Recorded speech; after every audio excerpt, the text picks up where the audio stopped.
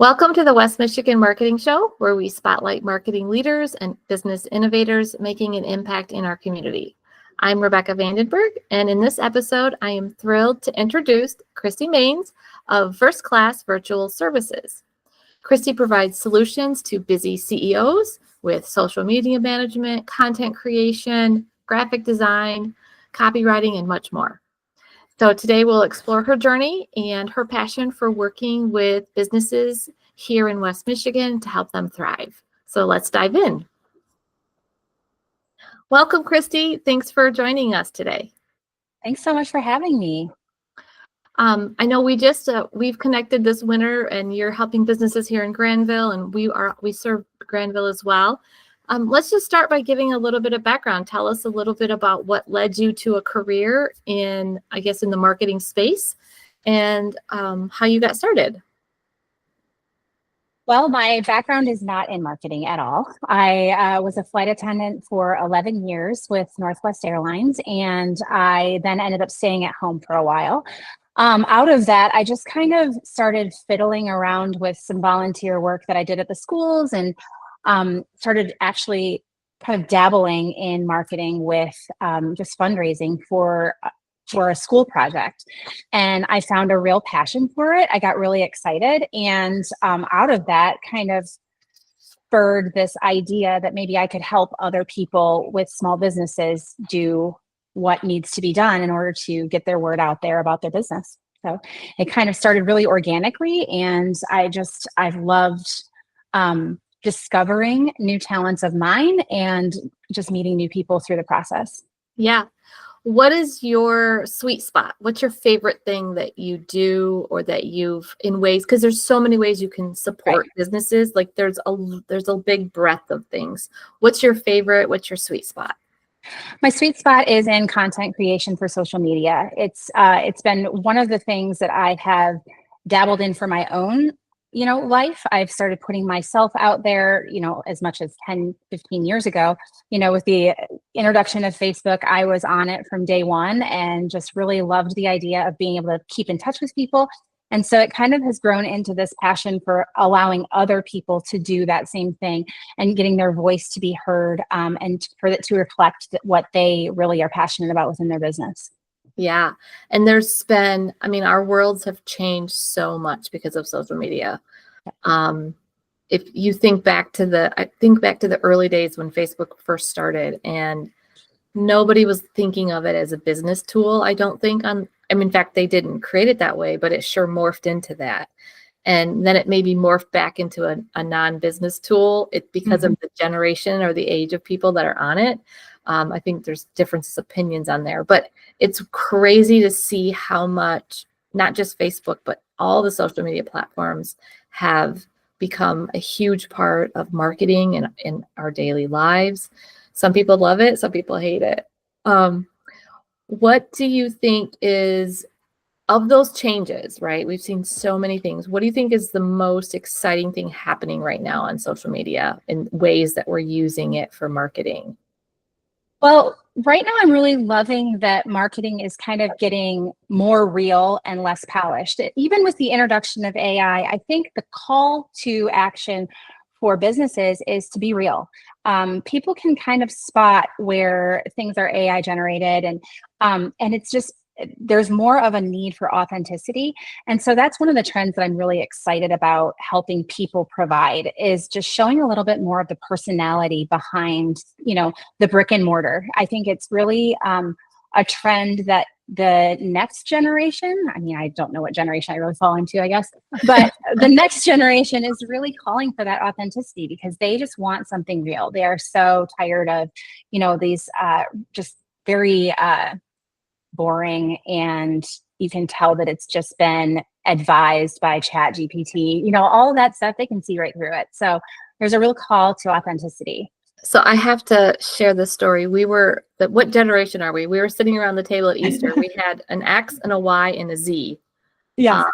I'm X, Generation X. My sister is 15 years younger than me. She's a Y, and my kids are Zs.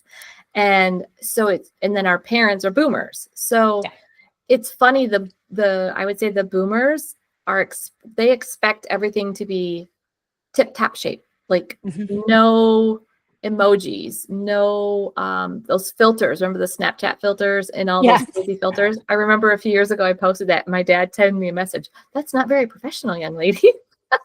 And I'm like, 100%. but then the Gen Z or XYZs, they think that's fun and cool. Like, so a lot of that plays into knowing your audience, right? Mhm. And what do you Mhm. try? What do you don't try? What lands and doesn't land?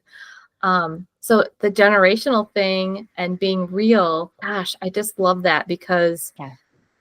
that is the one way that I also agree with you. I see how businesses can differentiate themselves with the flood of the AI content we're going to be seeing, Right. Right. is themselves and not highly edited. Just, I'm not sure if you're an advocate for going live, but Absolutely. Yeah. I can't. I've done it, but it's been a while. I haven't had the time to do it. But I will say, at least when I record something and post it, I'm not editing it a lot. It's you. I get one take. There you go. Right. It's not for everyone. Live is a very intimidating and daunting thing. You feel like I'm talking to no one and yet I'm talking to everyone. Yeah. It's really kind of awkward. And so I think that the more that you do it, the more you get used to it. I've seen people go from never wanting to put their face on camera to then actually getting really comfortable and starting to really show what they know about their business. That's how they got started. They pitched it to somebody to get the money for whatever they're doing, So it's just like doing a pitch every single day and talking about what you're doing on the daily is actually more appealing than sometimes throwing out a sales pitch. Yeah, that's good. That's good advice. That's good advice. So besides, maybe AI being one of the challenges, what are some common challenges that you see businesses are facing when it comes to marketing and how they can overcome those? Well, I think one of the biggest challenges is that they have to feel like they have to do it all. I think they have to be everything and they have to do it everywhere. I think that that's really overwhelming for a lot of business owners because they have so much on their plate anyway. I look at somebody who owns a restaurant. The last thing that you want to think about is doing social media. And like, it just feels like another thing on their plate. Whereas I think if you can take it, okay, we're just going to do Instagram. We're just going to take over and do a few things on Instagram and post those 3 times a week. And it just becomes a part of your checklist. I think that can really simplify marketing. I think that if you have a strategic plan in place, it becomes a lot easier. But yeah, I just see people getting overwhelmed very, very easily because it feels very daunting. Yeah, I think there's a lot of pressure to be on a lot of different platforms. And when we're working with clients, we want to identify the audience, what audience is most active or what age generation, some B2B is going to be more on LinkedIn versus the Instagram, even though I might personally like posting or like going to Instagram or Pinterest or something, one of the more visual things. Yes. The more businessy type stuff might be on another platform. So it's hard because you're fighting your own personal preferences, but then we're coaching customers in understanding their audience. Like it's not always what your preferences are. You're looking at it from the consumer's viewpoint. Where are they spending their time? What do they like? And then kind of trying to match that up. It's quite like a constant discovery process, I call it. You're constantly researching, testing, and trying, and that's it. It's wild to try to get all that information, process it, and choose which direction. So I think when you mentioned the strategic plan, makes a huge difference if they have a roadmap and then they can plot out where they're going. How do you help clients if they don't have a strategic plan? So I actually just tell them what to do. No, I create it for them. I tend to walk alongside of them for a little while and just kind of find their vibe. I know that's a really cringy word, but you just try to find their vibe and find what works for them. And if I can post three posts a week for you, and then you can go live maybe twice a week or do a reel or do a story, even just posting in stories. I find people scrolling more sideways than up and down lately. It's going to be, you're going to fill in the gaps and you're going to give it more personality. So it's the base of what we're putting out there is solid. It's just a really good foundation. You can build on it with all the fun stuff that you like to do. But I like to walk alongside them for a while to find out where their comfort zone is and then maybe push them a little bit out of it. I love that. So you're tackling it as kind of a combination. Like you're going to create as a service, if you're doing social media management, you're creating a set of posts each week or reels or whatever content you find the most valuable, but then you're also putting the owner in the driver's seat for a couple of posts. That's an interesting approach, because a lot of times when I talk to other marketers in this space, the challenge is that the owner needs to have a touch point. They need to be involved, but they don't have the time or capacity to do all of it themselves. So I like that combination. That's a neat approach that you have. Yeah, lining up anytime that you can put their face in front of the camera. I mean, and it doesn't have to be great lighting setup. You know, it can be honestly just a handheld camera walking through whatever facility they're in. It's genuine, and that really adds something to the foundation of that organized plan. Well, what are some success stories that what are some current projects that you're working on, or current success stories that you might, maybe from recent campaigns, that you think that people could learn or gain some insights from? Yeah, well, one of my favorite wins lately has been I'm working with a local restaurant in Granville, and they have just a really great menu. They've got a really great food, good drinks and stuff. But we were struggling because the social media just wasn't showing that. It just wasn't really giving. I mean, you can't taste the food when you're looking at it online. You can't, but what we decided was we were going to start highlighting the feel you get when you go inside there. So we started highlighting the staff members. We started highlighting who they are, what their favorite things are on the menu, and just getting their personality so that when people walk in the building, they start to feel like, wait, I know that person. It's so you're getting them familiar with the space without them even being there yet.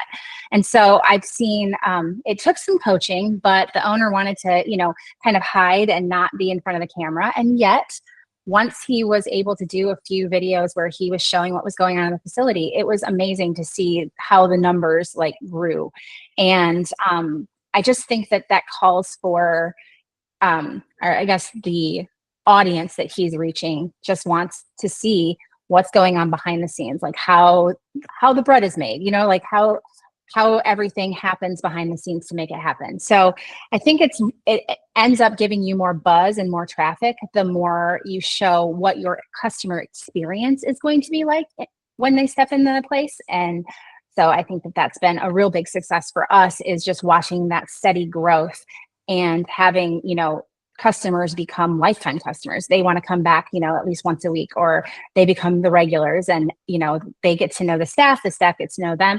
And it all was launched from, social media and how we put that out there. So it's really fun. That's a really great example of how you can build that personal connection with showing them the people and the place in the behind the scenes. And who doesn't love watching stuff get made? Everybody loves that. I get sucked into these, was it the candy making? Custom initial candies for weddings, and you watch them make them, and the way I love it. It's crazy. It's fascinating. And then when you can actually, for a lot of those things that we watched, my kids watch kids opening toys. It's the silliest thing, but you're never going to meet that person. But for local establishments, you can walk in and meet the people that you're seeing, within these advertisements.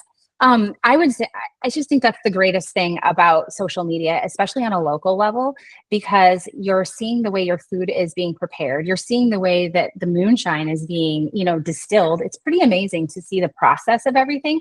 And when you know a little bit more, you're more tied to it, and you want to support that business and see them thrive. For sure. That's awesome. Well, that kind of leads me into my question about West Michigan and specifically. How do, if you're dealing with local business, then you're obviously aware, but for other businesses, how important is it for West Michigan organizations and establishments to tailor their marketing strategies to that local community? What are some, we're touching on it, but what are some effective ways that people can tap into the West Michigan feel, I guess? Well, I think the one thing that I've discovered is highlighting a lot of local events and making sure, like, let's say you're a real estate company and you want, to appeal people or bring the appeal of Grand Rapids or West Michigan to what you're putting out there. It's about like showing local coffee shops. It's not just about showing the house that you're trying to sell. It's about showing the community that you're trying to sell it in. And so I've seen like highlighting local events, like partnering with other businesses, like really like featuring regular customers that come in your place all the time and giving that real human element to this is the product, this is why I love it. And West Michigan loves West Michigan. So it's a pretty easy sell. And I really enjoy that about working in this area because people love supporting local around here. And it's just about getting the word out to them and letting them know, other people like this, you should too. Yeah, I have found maybe it's loyalty is the word, or what's the other word I'm thinking of? I think the loyalty is the right word, but they're and they're devoted. Yes, long term, like people will be. I can't think of the word, but I wish I had it. Anyways, but people there, once you develop that personal connection, once you develop that that following, those people are very loyal. There's a long-term commitment. Like it's different. It's not just throwaway transactions. I like to describe it as relationship marketing. That's kind of one of how I identify the feel of West Michigan. That is a huge part of, it's also networking and who knows who, but building those long-term relationships. People are, whether it's a customer, whether it's B2B, they're loyal. I guess that's the best word I can come up with. Well, you've heard of like West Michigan bingo, where everyone knows somebody. And like if you're in a conversation with somebody in West Michigan, I'm not from around here, but I discovered this within the last 15 years. And it's crazy because now I have my own little network. But it's nuts. Somebody that you're speaking with will always know somebody else in your circle. And so I find that with marketing, that's where you want to be a part of that bingo card, right? Like you want your business to be a part of that bingo card for people. So it's one of the things I love about here. It's one of the things that I really try to bring out in what we do on social media. And so, yeah, you just want to be a part of conversations. My favorite thing is if you walk into one of the more rural churches in West Michigan, how many cousins and aunts and uncles you'll spend, if you joined a church and you spent, the first 2 years, you'll ever find out how many people are related. So yeah, that's it's hilarious. So fun. Okay, so let's talk about, we talked a little bit about AI. Let's talk about what kinds of future, like what do you see as for small and medium-sized businesses, what do you think the future of marketing looks like? And what do you think are some things they need to be keeping their eye on? I think it's about keeping AI kind of in your back pocket. There's always going to be a resource that's going to make things easier, like posting by batching it. That couldn't happen 15 years ago, but now we can batch content and actually make your week a little bit lighter because you can batch content and get it out there, scheduled ahead of time. So things like that, like those resources are great. But I think that what we're going to see more of is this human element that needs to work alongside of AI, especially on the local level. Tools make it easier, but like talking directly to your audience, even if you're a one-person team, it's so important. Businesses are going to win when they stay human, I think. Yeah, I think that's a huge piece of it.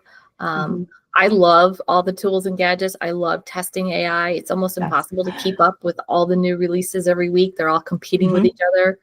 And it's a little exhausting, but we're challenging our team to try it, spend an hour a week trying AI tools to make your job easier or to make your job more efficient or to brainstorm or, what things. But I agree with you 100%. The human element, especially on social media, I think is going to be the differentiator between how companies can grow and scale. Well, yeah. Any other? Oh, I was just going to say, I've been talking with my kids about AI and like the importance of, utilizing it, but not using it as a crutch. Yeah. Because I think when we think of, I heard it on a podcast and I wish I had the reference for you, but it's to say human, AI, human, and make sure that you're putting in the right things and asking for the right things. And then when it regurgitates it to you, making sure that you pick through it and just make sure, like, put your own voice to, because it was your idea at the beginning, and then you filter it through AI, and then make sure you have that human component that to put it out there to your audience, because people can tell when you're using ChatGPT, and it's just very obvious. And so I think that element is going to be always very important, especially in the future. Nice. That's great advice. Well, also, what did we, a little bit of, one of my last questions is kind of advice for beginners, people who are wanting to get into marketing, or who either a young person, like an intern or somebody wanting to get into the marketing space, or a business owner who's looking to start being intentional with their marketing. What's some piece of advice that you would offer? Yeah, I think the thing that I wish somebody would have told me is just start slow and start small. And you don't have to be everywhere and do everything. I think if you pick one platform even, and you just do it consistently, you just pay attention to, what's actually working, like use your numbers. Yeah. I think you can grow steadily, and it's way better to show up regularly than to just kind of half show up somewhere. And so don't wait until it's perfect. Don't wait until it's polished. Just put it out there and just start really noticing what people are gravitating towards. Pay attention to your, I don't know, whatever system you use to track things. Pay attention to that, and then start to kind of create your own niche there. Yeah. One of the things that I'm curious about is your opinion on what metrics they should be paying attention to. So I think there's some arguments. People tend to get caught up in the likes and the follows. There's impressions, there's reactions, there's all the different, all the different metrics. What do you think? How do you think that they should pick which metric to care about? I think so. I will use an example. At the restaurant that I was working at, there was a reel that kind of went viral, and it really took off. It was on TikTok, and yet I don't think the sales that week were much higher. Okay. So I would say, even if you were looking at who's looking at your stuff, right? A reel can go viral, but if somebody in Texas is looking at a local restaurant in Michigan and liking the post and stuff, that doesn't really show in return for actual business in the door. So I think the thing is, when you're looking at people who come in and have a genuine relationship with your establishment, likes and comments and those things can mean a lot. But I think that when you have people that are reposting your stuff and saying, yes, I've eaten there, it was amazing. Seeing where the post takes you, I would say, is a little bit more beneficial than just a simple, data point of it got 1,000 likes and 2 comments. I would say shares are really important, and I would say that watching kind of the age group, and if you're hitting your target audience, if you're putting a reel out and you're hitting 13 to 18-year-olds and your target audience is 35 plus, you're not really hitting the mark. So I think it's important to really look at your audience and kind of start to create your content around that audience, and notice when those people are really paying attention. And you might need to polish things up a little bit. You might need to just be a little bit more authentic, but you can find your rhythm when you start to pay attention to that same. Yeah. The data is very important. I'm kind of a data junkie. I keep telling, and I tell people that they've got to, pick a metric or pick a measurement thing that's going to have an impact, so that you can calculate ROI on whatever marketing strategy you're doing. If you're going to put X number of dollars into social media, or X number of dollars into email marketing, or X number of dollars into website design, or Google ads, Facebook ads, whatever it is, you need to be able to measure the return. So if you don't have the data, if you're not collecting data back, you don't know what's moving the needle, especially if you're doing multiple things. That's one thing I tend to, you got to be measuring so that you can prove whether spending money on that particular strategy is working. So Yes. I would definitely support that. Looking at the data. Yes. Well, Yeah, I would say, oh, go ahead. No, that's good. That's awesome. Is there anything else that we didn't touch on that you wanted to share? I just think that, don't be afraid. I think that's my biggest message to people is don't be afraid of social media and where it's headed. And because I think there's a lot of great uses for it and people are turning to it for information. While it can seem daunting to business owners to tap into that as a marketing strategy, it really is helpful. And it's where a lot of people are starting to go to first for information. So don't be afraid. Awesome. Well, where can people find you, and what's the best way for people to connect with you? Sure. My email address, I think you're linking it somewhere. Yeah, I'll put all this up in the notes. Oh, that's great. But on social media, I am at First Class Virtual Services, and you can find me on Facebook under the same name. And so I really like to interact there because it kind of shows what I do and it shows my personality a little bit. And so just to DM me either through those channels or just to email me directly. Awesome. Yeah. Well, thank you so much, Kristi. It's been a blast to chat with you, and I look forward to fun stuff together that what we can work on and where you're impacting people in our community. I love it. Thank you so much for having me. I really appreciate it. Awesome. Take care. Okay, you too. Bye-bye.